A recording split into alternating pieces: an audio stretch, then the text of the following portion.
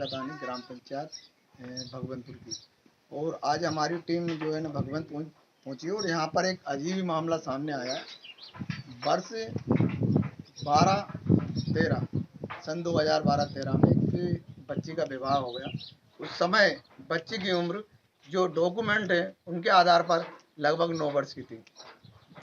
ये खुलासा कब हुआ, क्योंकि जब उनके पिताजी आज 30 अप्रैल और यहाँ पर मुख्यमंत्री कन्यादान योजना का जनपद के अंदर विवाह हो रहा है और उसमें जब उनके द्वारा उस पंजीयन कराने के लिए जब वहाँ गए वो सारे डॉक्यूमेंट जमा कर दिए, जिसमें डॉक्यूमेंट जमा करने के बाद कल शाम को उनके बताया गया कि आपकी बच्ची का विवाह वर्ष 2012-13 में हो गया।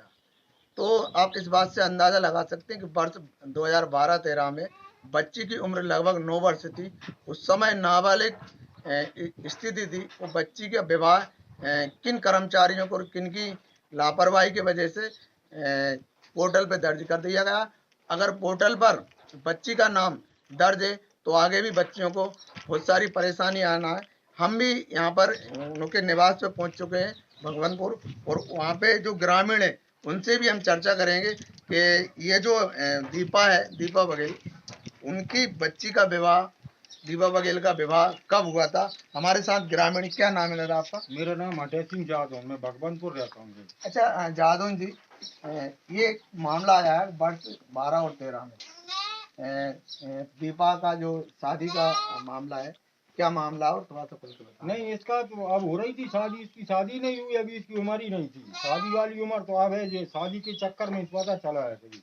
अच्छा, ये जो 30 तारीख को जो मुख्यमंत्री विवाह था उस समय उन्होंने जो पोर्टल पे दर्ज कराया उसके बाद, तो ये जो है ना वर्ष 12 और 13 में जिन लोगों ने इसको ऑनलाइन किया तो सरपंच तो इसमें जो है ना भूमिका नहीं रहती, मगर रोजगार सचिव और पंचायत सचिव की बहुत महत्वपूर्ण भूमिका रहती है शासन की योजनाओं को लेकर।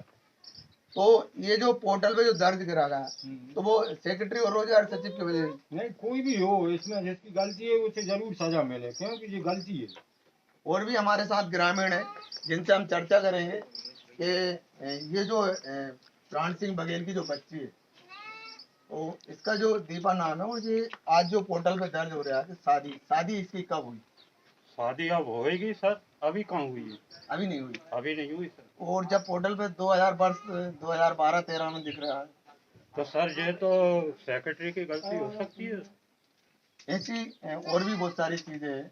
सेक्रेटरी पैसे खा सकता है इसके। अच्छा, निकाल के। हाँ, निकाल। तो जो कुछ दिन पहले जो मुख्यमंत्री घोटाला हुआ था कन्यादान योजना, हाँ। हो सकता है उसमें भी इसमें तार जुड़े हों इसके। अरे बिल्कुल जुड़े हैं।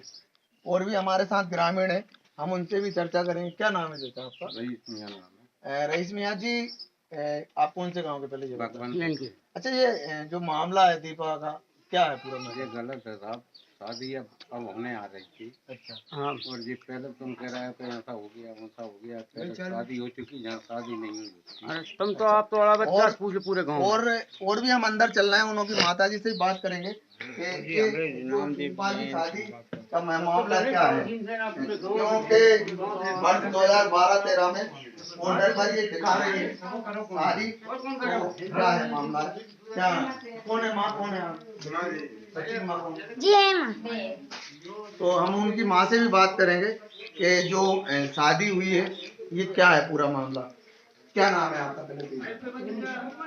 विनीता जी, जो दीपा है वो कौन है आपकी? अच्छा, लड़की है। तो अभी जो शादी का जो मामला हुआ, क्या हुआ पूरा? शादी का मामला सब कागज लग गए और उन्होंने रजिस्टर कर दी। कब करा? अच्छा, क्या बताया आपको? जब कह लगे इसकी शादी हो चुकी और इसकी शादी रही नहीं। कब हुई थी इसकी शादी, कब का बता रहे थे? वो 2012-13 में। तो ये उनकी माँ थी, उनसे हमारे द्वारा बात की गई तो वो उनको भी ये बताया गया कि पोर्टल पे जो दर्ज है 2012 और 13 में इस शादी को दर्ज की गई है। और भी हमारे साथ है, क्या नाम है आपका, कौन लगती है आप बच्ची की? तो ये हमारी बच्ची की बुआ है। इनसे क्योंकि एक महत्वपूर्ण योगदान होता है शादियों में बुआ और फूफा का, और बुआ और फूफा के बगैर कोई रस्म अपनी हिंदू रीति रिवाज में नहीं निभाई जाती। तो इसलिए अपन बुआ से भी बात करेंगे कि ये जो मामला आया है क्या है पूरा मामला। हाँ, क्या नाम है आपका? रुकमाबाई रुकमाबाई जी, ये दीपा कौन लगती है आपको? भतीजी तो शादी की वजह से ये सुनने में आया कि दीपा की शादी होगी, हाँ जब सनवे में आई जब दीपा की शादी हो गई तो आपको पता है कब हुई? नहीं अब शादी कब हो गई दीपा की अब शादी आ रही है आई थी शादी। हाँ शादी के लाने तो अब शादी के लाने तो हम आए थे अच्छा, ये खुलासा आपको कब पता पड़ा? तो कल ही करो कल कल ही पता हाँ पड़ा। कल ही करो तो और भी हमारे साथ हैं, आप कौन है रिश्ते जी, में? बुआ। बुआ ही हैं। ये हमारी और एक बुआ है, इनका भी जो है ना बहुत बड़ा योगदान होता है कि जो शादी में, तो अपन बुआ जी से ही बात करें। बुआ जी पहले तो नमस्कार आपके लिए। आप ये बताएं कि दीपा आपकी कौन लगती है? तो भतीजी लगती है। तो दीपा की शादी कब होगी? शादी तो अब आई है माँ है शादी कर अच्छा, 2012-13 में कितनी साल? हमें कब आने तो मेरे ने क्या कर दे कर्मचारी ने 2012 में दिन कर दे हमने दूर कर तो ये बुआ जी थी, इनको भी नहीं है पता कि कब हमारी शादी हो गई। बुआ जी ने कोई नहीं है पता। और हमारे साथ जो दुल्हन है उनसे भी हम बात करेंगे। दीपा जी, क्या नाम है आपका? पहले अच्छा, दीपा बघेल, जो ये पूरा आपकी शादी को लेकर प्रकरण बना, वो क्या है पूरा मामला? ये मामला है कि आईडी पे वो पोस्ट चढ़ा दिया कि इनका विवाह हो चुका है। नहीं, तो ये आपके कागज डॉक्यूमेंट जमा हो गए। हाँ जी, डॉक्यूमेंट जमा होने के बाद कब आपको ये पूरी जानकारी किसके द्वारा ये जानकारी किसके द्वारा दी गई? वो तो ग्रुप पे डाल दी थी, पता कर लिया। अच्छा, कैसे कोई सूचना नहीं आई आपके पास? नहीं आई थी, फोन लगाया था लड़की को लाके। अच्छा, शादी कब हुई आपकी? नहीं हुई है, होने वाली है शादी। अच्छा, तो जो आपकी शादी पोर्टल पे जो रिजेक्ट की गई, वो किस कारण से की गई? अब तो ये तो कर्मचारी के द्वारा की गई है। पोर्टल पे क्या दिख रहा है? पोर्टल पे दिख रहा है कि आईडी में विवाह हो चुका है। हाँ, आईडी पे मैरिड बता रहा है। तो ये थे हमारे साथ दुल्हन, और दुल्हन के द्वारा भी बताया गया कि